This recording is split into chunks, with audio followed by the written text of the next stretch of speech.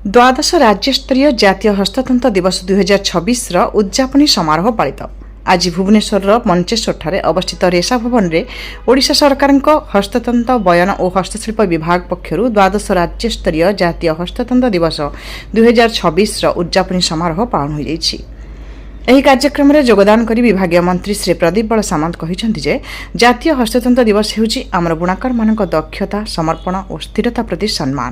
ଓଡ଼ିଶାର ହସ୍ତତନ୍ତ ହେଉଛି ଆମର ପରିଚୟ, ଆମର ସଂସ୍କୃତି ଏବଂ ଆମର ଜୀବନ୍ତ ଐତିହ୍ୟ।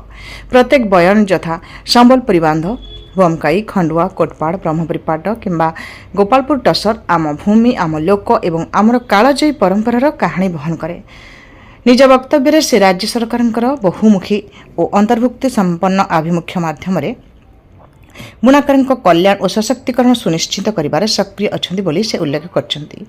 ସେ କହିଛନ୍ତି ଯେ ରାଜ୍ୟର ବୟନ କ୍ଷେତ୍ରର ସାମଗ୍ରିକ ବିକାଶକୁ ପ୍ରୋତ୍ସାହନ ଦେବା ଉଦ୍ଦେଶ୍ୟରେ ମୁଖ୍ୟମନ୍ତ୍ରୀ ବୟନ ଶିଳ୍ପ ବିକାଶ ଯୋଜନା ଅଧୀନରେ 5 ବର୍ଷ ପାଇଁ ମୋଟ 490 କୋଟି 95 ଲକ୍ଷ ଟଙ୍କାର ବ୍ୟୟବରାଦ କରାଯାଇଛି। ମୁଖ୍ୟମନ୍ତ୍ରୀ ହସ୍ତତନ୍ତ ବିକାଶ ଯୋଜନା ମାଧ୍ୟମରେ କଞ୍ଚାମାଲ ବ୍ୟାଙ୍କ ନିର୍ମାଣ, ବୁଣାକରମାନଙ୍କୁ ସମ୍ମାନ ପ୍ରଦାନ, ଆବଶ୍ୟକୀୟ ଭିତ୍ତିଭୂମି ନିର୍ମାଣ କରାଯାଉଛି ତଥା ବଜାର ସୁବିଧା ସୃଷ୍ଟି ପାଇଁ ଚେଷ୍ଟା କରାଯାଉଛି। ମୁଖ୍ୟମନ୍ତ୍ରୀ ରେଶମ ବିକାଶ ଯୋଜନା ପାଇଁ 5 ବର୍ଷରେ 274 କୋଟି ଟଙ୍କା ବିନିଯୋଗ କରି ରେଶମ ବିକାଶର ଲକ୍ଷ୍ୟ ରଖାଯାଇଛି।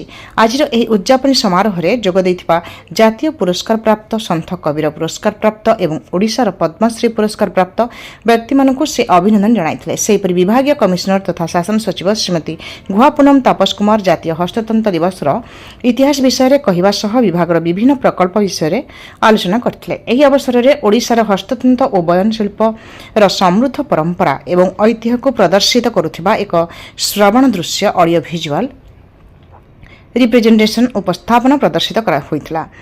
ଏହି ଅବସରରେ ଓଡ଼ିଶାର ବିଭିନ୍ନ ସ୍ଥାନରେ ଏକାଧିକ ଗୁରୁତ୍ୱପୂର୍ଣ୍ଣ ବିକାଶମୂଳକ ପ୍ରକଳ୍ପର ଶିଳାନ୍ୟାସ କରାଯାଇଛି।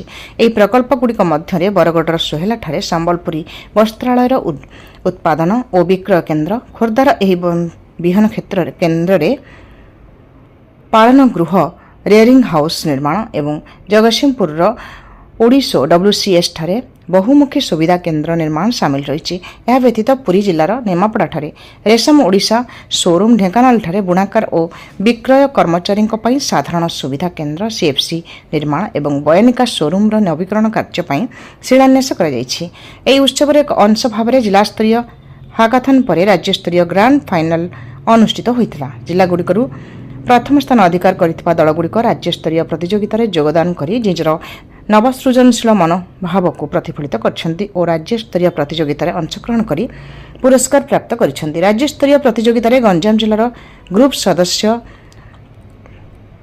ୟୁ ଆଦର୍ଶ କୁମାର, ଏ ଗଣପତି, ଏ କୁସୁମ ପ୍ରଧାନ ପ୍ରଥମ ସ୍ଥାନ ଅଧିକାର କରିଛନ୍ତି। କାର୍ଯ୍ୟକ୍ରମରେ ଯୋଗଦେବା ଅବସରରେ ଅତିଥିମାନେ ଚାରା ରୋପଣ କରିଥିଲେ, ଯାହା ସରକାରଙ୍କର ପରିବେଶ ସୁରକ୍ଷା ତଥା ଏକ ପେଡ୍ ମା କେ ନାମ ଭିଜନର ପ୍ରସାର କରିଥିଲା। ଏହି ଅବସରରେ ବିଭାଗୀୟ କମିଶନର ତଥା ଶାସନ ସଚିବ ଶ୍ରୀମତୀ ଗୁହା ପୁନମ ତାପସ କୁମାର, ବୟନିକାର ସଭାପତି ଶ୍ରୀ ପ୍ରକାଶ ମେହେର, ସେରିଫେଡର ସଭାପତି ଶ୍ରୀ ମାଗିରତୀ ନନ୍ଦ, ବୟନ ଶିଳ୍ପ ଓ ହସ୍ତତନ୍ତ ନିର୍ଦ୍ଦେଶାଳୟର ନିର୍ଦ୍ଦେଶକ ଶ୍ରୀ ସୂର୍ଯ୍ୟନାରାୟଣ ପଟ୍ଟନାୟକ, ଓଡ଼ିଶା କ୍ରାଫ୍ଟସ୍ କାଉନସିଲର ଅଧ୍ୟକ୍ଷ ଶ୍ରୀ ସନ୍ତୋଷ କୁମାର ମହାପାତ୍ର ଉପସ୍ଥିତ ଥିଲେ। ଏହି ସଭାରେ ଓଡ଼ିଶାର ଜାତୀୟ ପୁରସ୍କାର ପ୍ରାପ୍ତ ତଥା ପଦ୍ମଶ୍ରୀ ପୁରସ୍କାର ବିଜେତା ଶରତ କୁମାର ପାତ୍ର, ଗୋବର୍ଦ୍ଧନ ପନିକାଙ୍କ ସ୍ଥାନରେ ତାଙ୍କ ସହଧର୍ମିଣୀ ଜେମା ପାନିକା ଏବଂ ସନ୍ଥ କବିର ପୁରସ୍କାର ବିଜେତା କ୍ଷେତ୍ର ମେହେର, ଭିକାରୀ ମେହେର, ସୁରେନ୍ଦ୍ର ମେହେର, ଭକ୍ତରାଜ ମେହେର, ଦେବକୀ ମେହେର, ହରିଶଙ୍କର ମେହେର, ମକରଧ୍ୱଜ ମେହେର, ରୁଷାଭା ମେହେର, ଈଶ୍ୱର ମେହେର, ହରିଲାଲ ମେହେର, ରାମ ମେହେର, ଅରିନ୍ଦ୍ର ମେହେର, ଶ୍ୟାମସୁନ୍ଦର କରଣ, ଜାତୀୟ ପୁରସ୍କାର ବିଜେତା ଲକ୍ଷ୍ମୀପ୍ରିୟା ଦାସ,